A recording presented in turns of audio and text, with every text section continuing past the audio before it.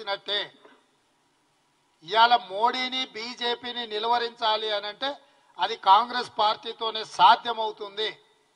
పునర్విభజన చట్టంలో పొందుపరిచిన అంశాలను సాధించుకోవాలంటే అడిగేది మేమే, ఇచ్చేది మేమే. ఈ ఎన్నికల్లో కేంద్రంలో కాంగ్రెస్ అధికారంలోకి వస్తేనే తెలంగాణకు ప్రజలకు ఇచ్చిన హామీలు 100% అమలు జరుగుతాయి. ఇంతకాలం కేసీఆర్ అడిగింది లేదు, మోడీ గారు ఇచ్చింది లేదు. ఇప్పుడు ఇచ్చేది మేమే, తెచ్చేది మేమే.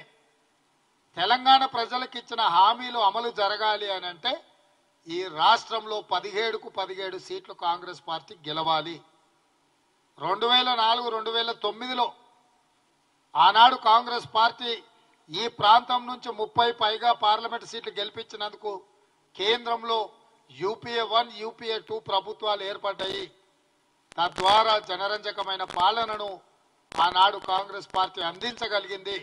ఈ రోజు కూడా తిరిగి కేంద్రంలో కాంగ్రెస్ ఇండియా కూటమి ప్రభుత్వాన్ని ఏర్పాటు చేయాలి అంటే తెలంగాణలో ఉన్న సీట్లన్నీ కాంగ్రెస్ పార్టీ గెలవాలి. కాంగ్రెస్ పార్టీ గెలవాలి అని అంటే ఇక్కడున్న ప్రజాస్వామిక శక్తులన్నీ కూడా ఏకం కావాల్సిన అవసరం ఉంది. కేసీ గారు మౌనంగా ఇంట్లో పడుకున్నాడని కాదు, చీకట్లో మోడీ గారితో చేస్తున్న చర్చలు ఈరోజు బిల్లా రంగాలు మాట్లాడుతున్న మాటల్ని తెలంగాణ సమాజం గమనించి కాంగ్రెస్కు అండగా నిలబడాలి అని ఈ మొత్తం కార్యక్రమాలలో కాంగ్రెస్ శ్రేణులన్నీ కదలాలని ఎన్నికల సన్నాహక సమావేశాలకు సంబంధించి ఫిబ్రవరి 2 తారీఖు నాడు సాయంత్రం ఇంద్రవెల్లిలో మొట్టమొదటి కార్యక్రమాన్ని ఆదిలాబాద్ జిల్లా నుంచి చేపడుతున్నాము.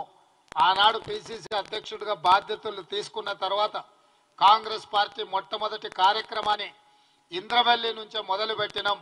అక్కడి నుంచే కాంగ్రెస్ పార్టీ విజయ పరంపర మొదలైంది. అదే పరంపరను కొనసాగిస్తూ ఫిబ్రవరి 2 తారీఖు నాడు సాయంత్రం ఈ పార్లమెంట్ ఎన్నికల సమర శంఖం ఇంద్రవల్లి నుంచి పూరిస్తున్నాము.